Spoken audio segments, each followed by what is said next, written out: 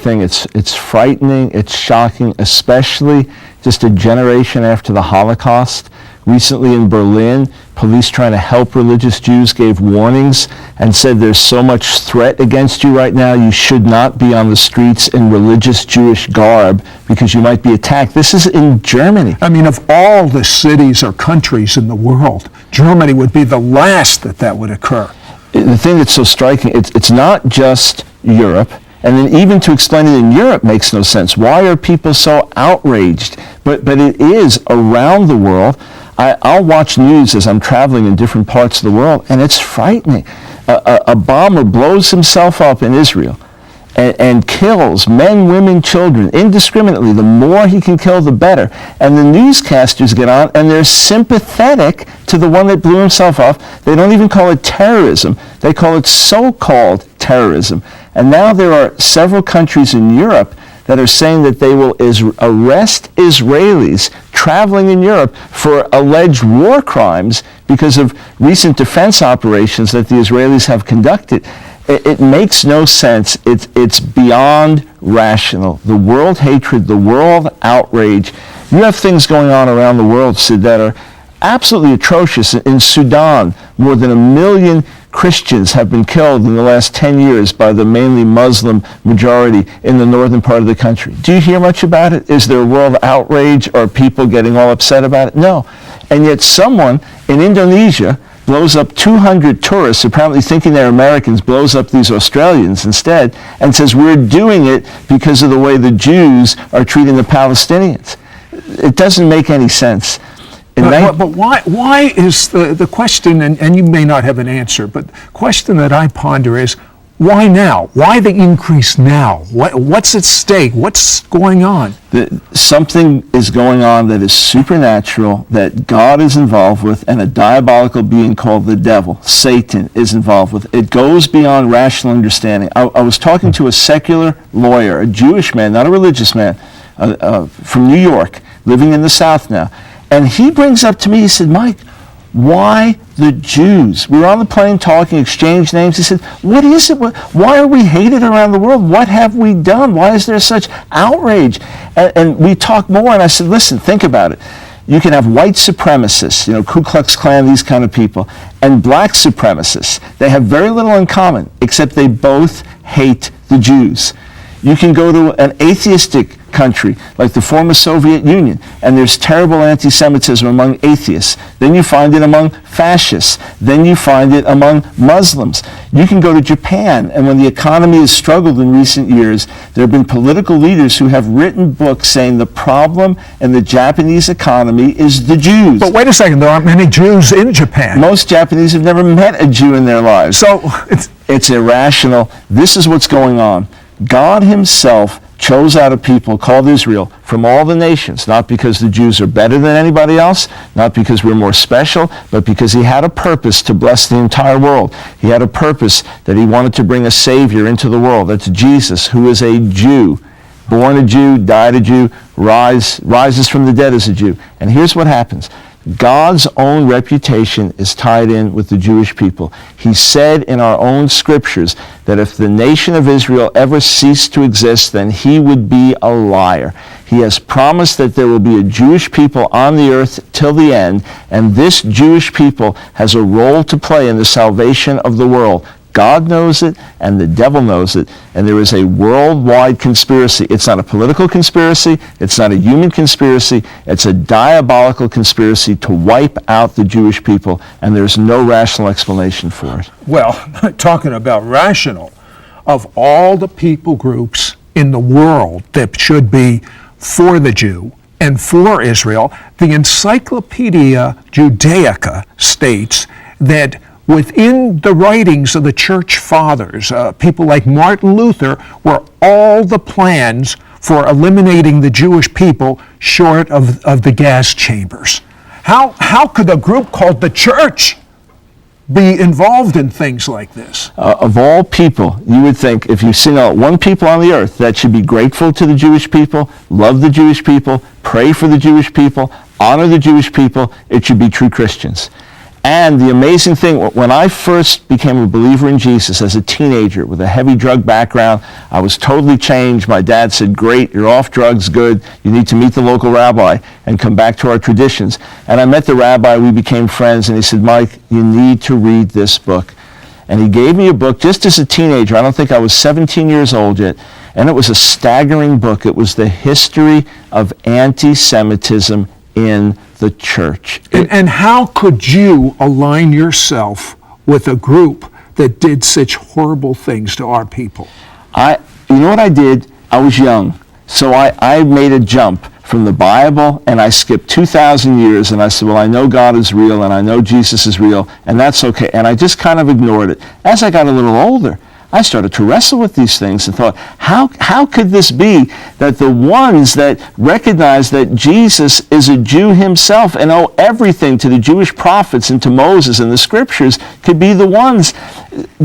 John the Baptist was the one who prepared the way for the coming of Jesus. Historians have called Adolf Hitler, have called Martin Luther the John the Baptist of Adolf Hitler, the one who prepared the way for Hitler. How could it be? There's a very simple thing. The church forgot its Jewish roots. The church somehow thought, we have replaced Israel.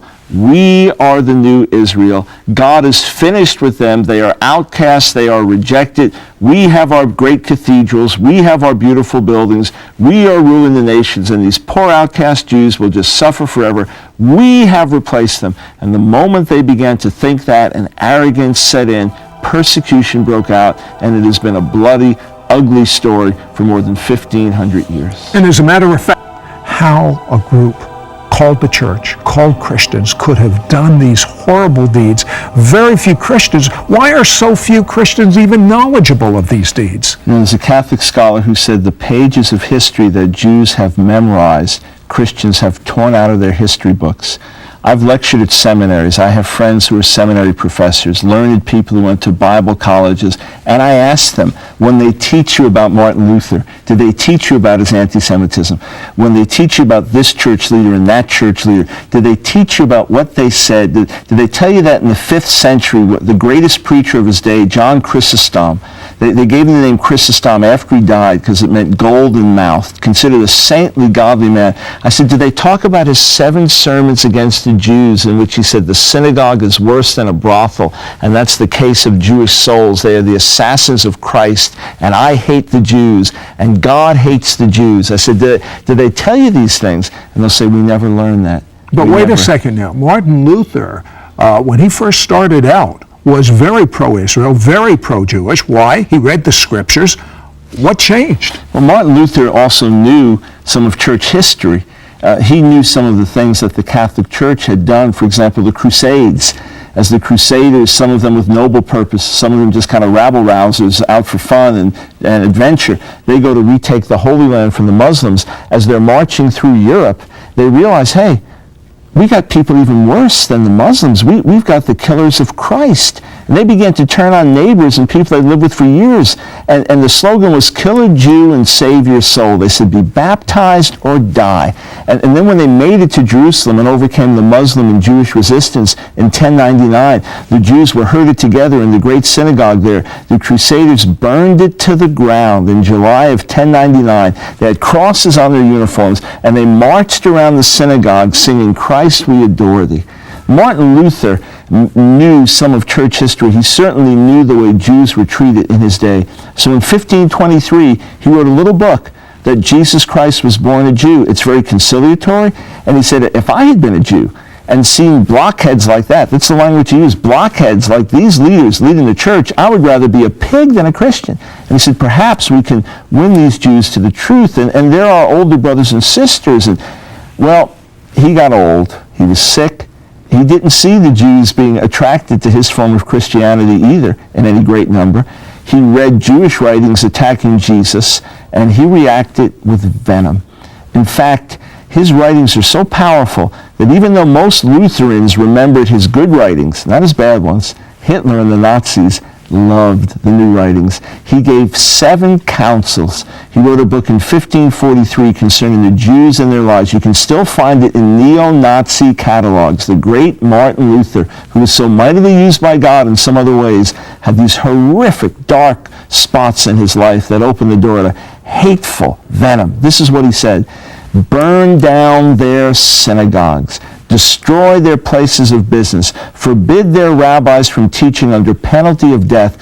When the Holocaust began, what's called Kristallnacht, the night of broken glass, when they burned down the synagogues and smashed the places of business, they did it on the commemoration of the birthday of Martin Luther. And there were church leaders saying, isn't this a wonderful coincidence? Synagogues are burning on the birthday of Luther. It's demonic, it's diabolical, it's ugly. It's what happens when people forget their roots, forget where they came from, think they are the new kids on the block, God's done with Israel. And the challenge today is that this theology is rising once again.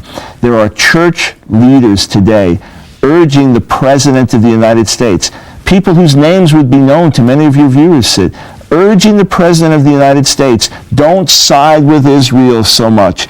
Don't recognize Jerusalem as the capital of the nation. And you think, haven't we learned anything? And yet the tide of anti-Semitism, even among professing Christians, continues to rise in many circles. In your book, Our Hands Are Stained with Blood, you state that you wept over many of the books you studied to put this together. Was that just a cliche, or did you really? No, I don't know cliches. They don't proceed from my heart. I would sometimes lay at night reading about the Holocaust and some of the horrors of anti-Semitism and literally shake and cry. Sometimes I'd cry myself to sleep, so overwhelmed. And when God started to move on me to write this book, I couldn't even make it from on my face in prayer to the computer. I grabbed a piece of paper, started writing by hand, and I felt the church must know, the church must feel the pain of Israel, because it is only the broken-hearted prayers of broken-hearted Christians who love Israel that will help turn the Jewish people back to God. One thing that comes to mind in your research, or perhaps you wrote in this book, that really affected you deeply. I know most of it did, but one thing that comes to mind.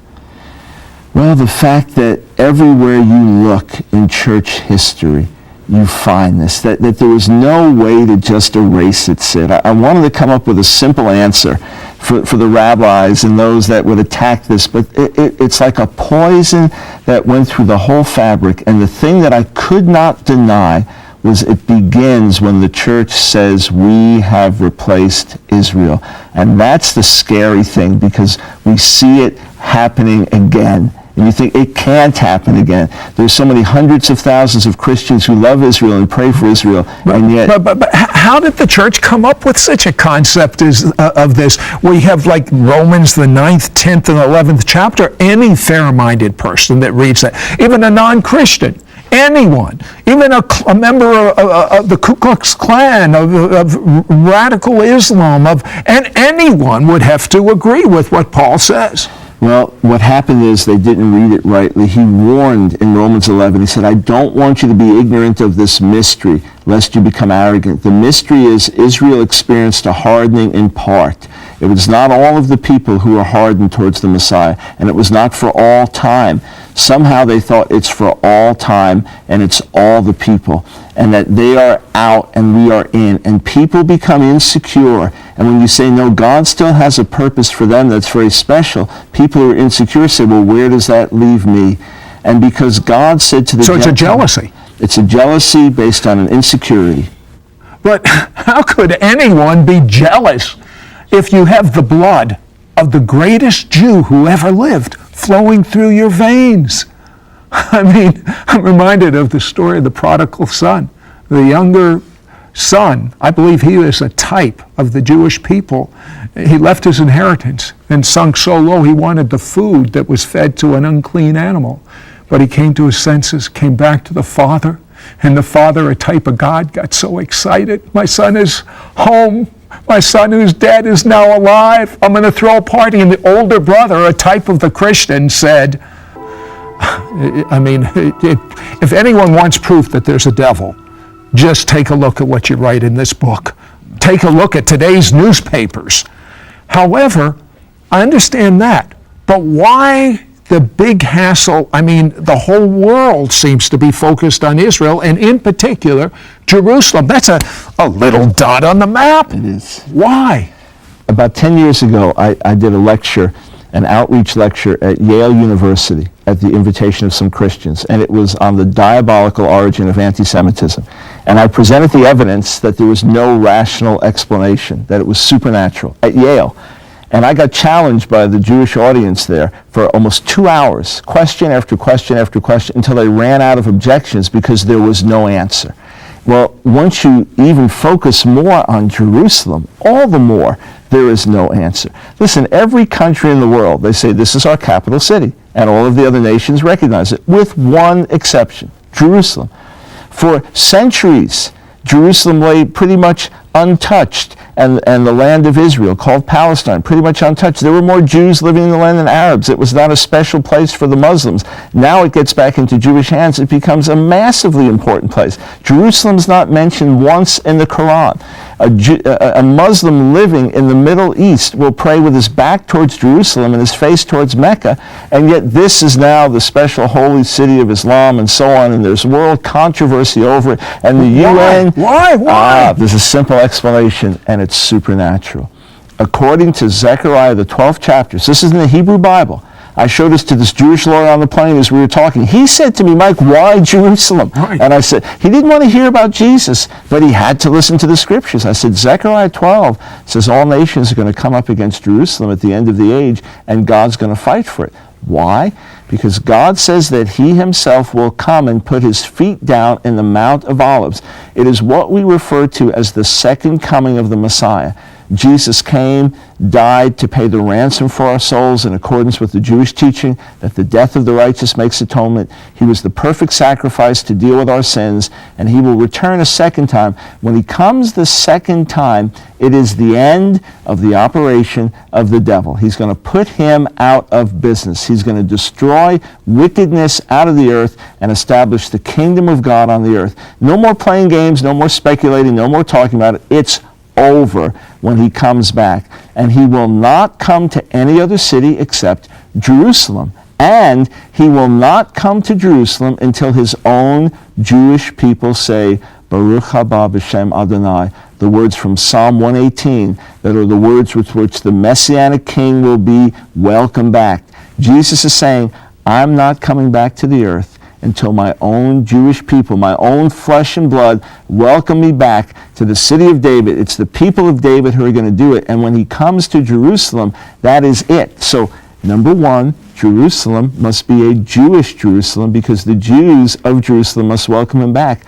Number two, that is the place in which all of the ungodly activity in the world will ultimately be crushed because Messiah will come. So, if you were the devil, what would you do? You would do your best to destroy the Jewish people. You would do your best to annihilate them before they could get back into the promised land. You'd do your best to have world controversy to get them out of the land. By all means, if you couldn't get them out of the land, you'd keep Jerusalem out of their hands. And by all means, you'd have all the nations of the earth in uproar over Jerusalem. Most of the resolutions of the Security Council have not been about things like Tiananmen Square, which doesn't draw a Security Council resolution, or other world events. It has to do with events in Israel, and almost always the Jews getting blamed. I mean, picture this. The United Nations, all the nations of the world, and all they do is spend all their time condemning a little dot on the map. It's all written in the Jewish scriptures thousands of years before it happened. Even as Dr. Michael Brown said, Zechariah said, all nations will come against Jerusalem to battle. When you see all these things happen, what should you do? I'll tell you the first thing you should do, you should make sure